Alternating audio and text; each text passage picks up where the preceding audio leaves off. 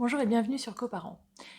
La période d'adaptation, que ce soit en crèche, en tout accueil, de tout type de mode de garde que vous avez choisi pour votre enfant, il est impératif de devoir faire une période d'adaptation. Alors, qu'est-ce que c'est la période d'adaptation? Elle va de une semaine à 15 jours. C'est vrai que des fois, c'est pas évident par rapport à votre travail. Il va falloir moduler, s'arranger, s'organiser. J'ai fait une autre vidéo là-dessus. La période d'adaptation, elle est toujours progressive. Et quand on arrive sur la fin de la période d'adaptation, c'est vrai que c'est bien qu'elle représente ce qui va se passer vraiment au quotidien pour l'enfant.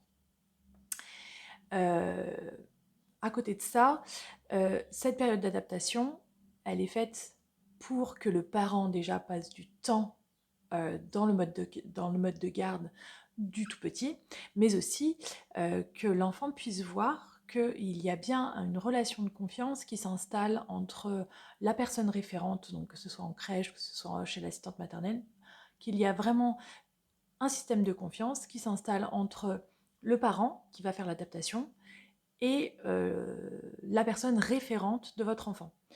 Et c'est de là que l'enfant va pouvoir être apaisé. Et il faut la faire, cette période d'adaptation. Parce que vraiment, cette émotion, déjà la séparation, c'est quelque chose de très important, et de très important pour l'enfant, mais aussi pour les parents. Et c'est ce qui va faire que les transitions, au jour le jour, vont bien se passer. Donc si vous voulez que partir sereinement de votre mode de garde jusqu'à votre lieu de travail ou que ce soit d'autre, il faut que vous ayez fait cette période d'adaptation, ce qui va vraiment aider l'enfant à se sentir bien dans l'endroit où il va être. Voilà, vous pouvez vous arranger pour faire des horaires qui vous conviennent aussi dans cette période d'adaptation ou de familiarisation telle qu'on peut l'appeler actuellement.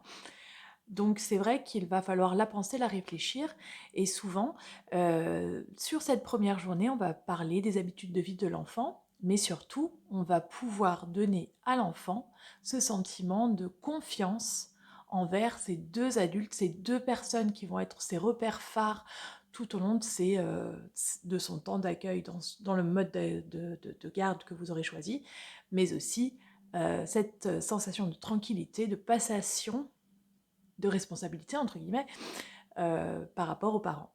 Voilà, j'espère que ça vous aura aidé. À très vite!